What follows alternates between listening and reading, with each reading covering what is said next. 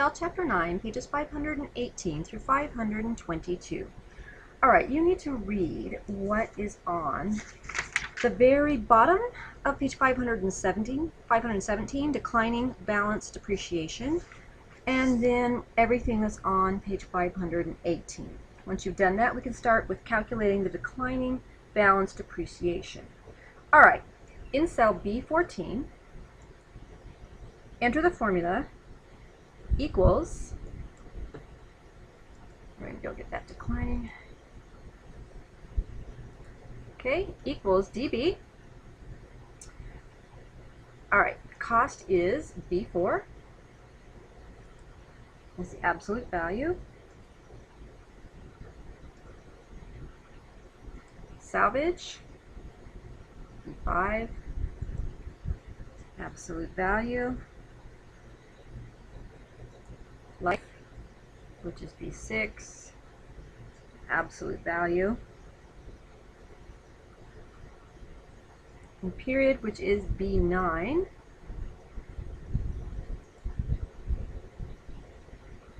All right, before we go any farther, you know what we're going to do. We're going to stop and check it. Equals dB, open paren, absolute value of B4, absolute value of B5, absolute value of B6, then there's B9. You have that right, click OK. All right, the formula returns $21,300, the value that the new workshop will depreciate within its first year of operation. Note that you use the cell reference B9 to reference the value of the period argument. All right, top of page 519, step number 2, copy the formula in cell B14 to the range C14 through F14 to calculate the depreciation for each of the remaining 4 years. The amount of depreciation decreases each year under the declining balance schedule. Step number 3. Copy the range B11 to F12. All right, B11 to F12. And we're going to copy to B15 to F16. There's B15. Paste it in.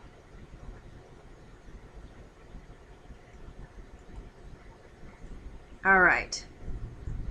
This calculates the cumulative depreciation and depreciated value of the asset. Based on a declining balance depreciation, the depreciated value of the new workshop declines to a little more than $207,000 in value in 5 years. Click cell A14. That's just so you can deselect. Now, take a look at your worksheet and compare it to figure 9-20 and make sure that your figures match. I'm going through mine. 240. And if they don't, you need to go back and find out why. Reach up and click Save, and then turn over to page 520. And let's go on to include depreciation and operating profit in the income statement. All right, return to the income statement worksheet. Click cell B19. Type the equal sign to begin the formula. You want to reference the value in cell B14 of the depreciation worksheet, which contains the first year of depreciation that Diane would want to claim on the company's tax report. Click the Depreciation Sheet tab. Click cell B14 and then press the Enter key to enter the formula. If you click on cell B19, it should read equals depreciation, exclamation point, B14. Do you remember what the exclamation point stands for? It's a reference to a different sheet, correct? All right. And by the way, the value that's returned is $21,300. Copy cell B19 and then paste the formula into the range C19 to F19. Copy, and I want C19 to F19.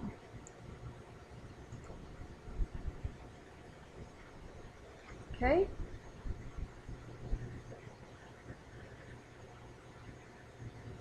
I'm checking my figures against the textbook right now. All right, looking good so far. You should be checking too. Figure 9-21 is right there. It has it all in there. All right. In cell B20, enter the formula equals B18 minus B19 equals B18 minus B19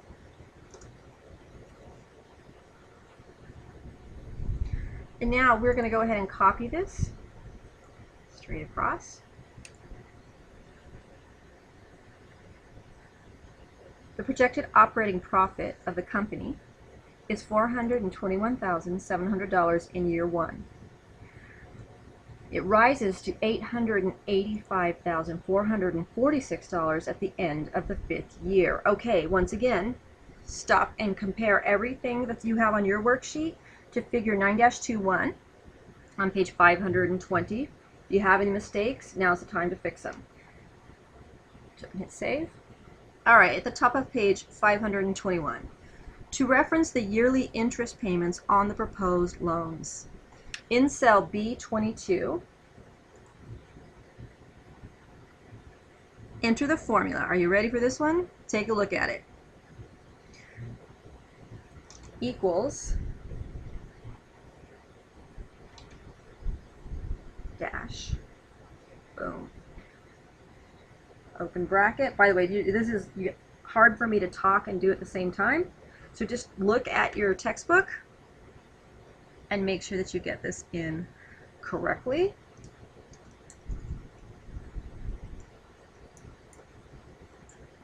Okay, you guys, I'm going to have to pause this while I type it in correctly because it is extremely important that you don't make an error.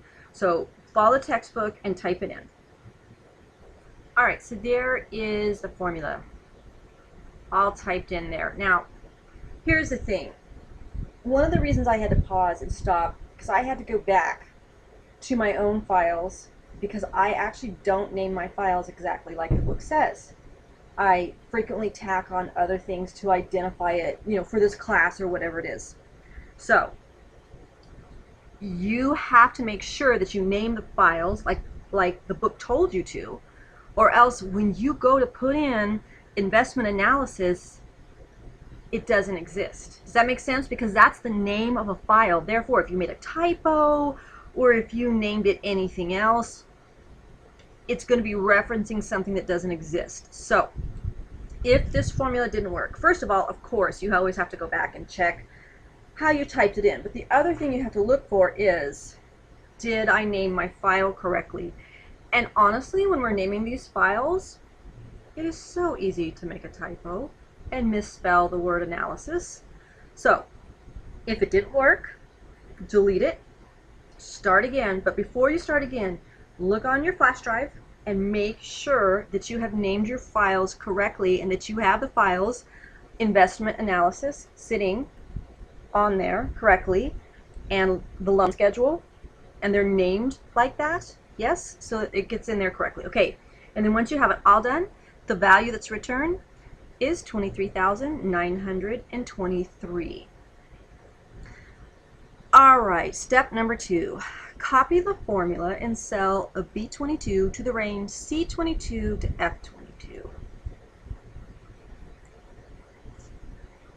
Okay, I'll tell you right now, I'm flipping over to page 522 and checking my own figures and making sure that I'm looking up and down as I'm talking and making sure that mine are correct. All right, moving on to calculate the pre-tax earnings. In cell B23, enter the formula equals B20 minus B22 equals B20 minus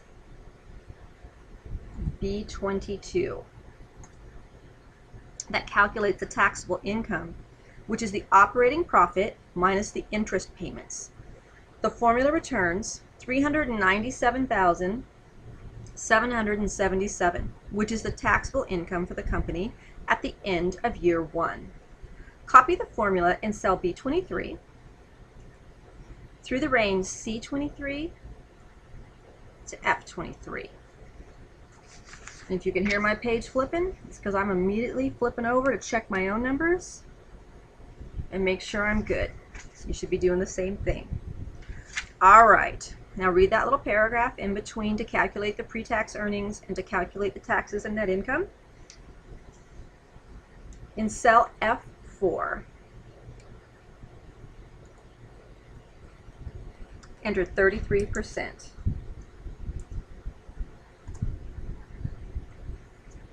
This is the tax rate you'll use to calculate the taxes. In cell B25, enter the formula equals B23 times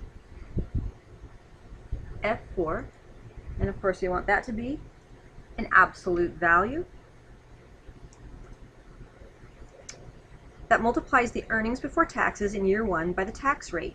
The estimated tax is $131,266, indicating that the company can expect to pay more than $130,000 in taxes in year 1.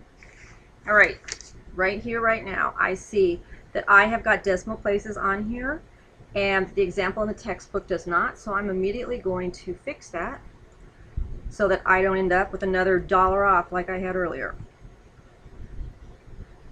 All right, copy the formula in cell B26.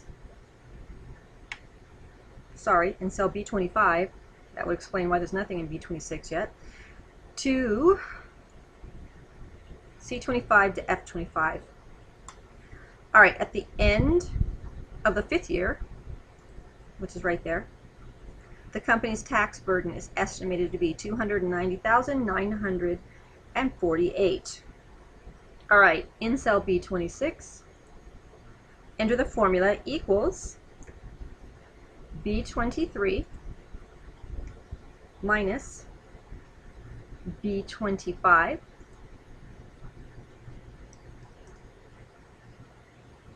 to calculate the net income by subtracting the estimated tax from the earnings before taxes. The net income for year 1 is $266,511.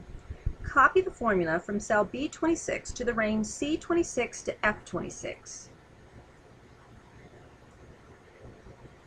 At the end of year 5, the company's net income is projected to rise to $590,713. Now, flip on over to page 522 and take a minute to compare and ensure that all of your figures are correct.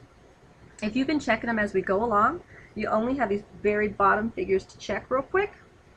And once you've done that, you need to reach up, click on Save, and close the workbook, and you're ready to go on to your next video.